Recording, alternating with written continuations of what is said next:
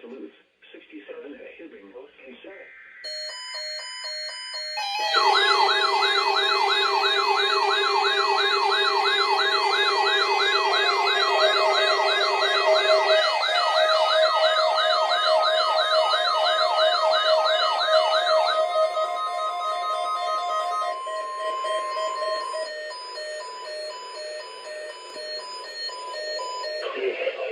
The National Weather Service in Chanhassen, Minnesota, has just activated warning alarm on 13 weather radio stations across central and southern Minnesota and west central Wisconsin.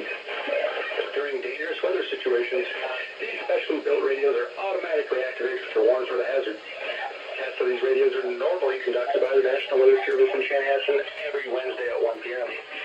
If severe weather threatens the area near normal test time, the test will be postponed until the next good weather day. Warning alarm will be activated for such watches, warnings, and statements affecting central, southern Minnesota, and west central Wisconsin.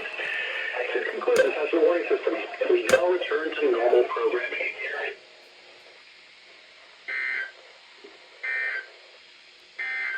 This is weather radio station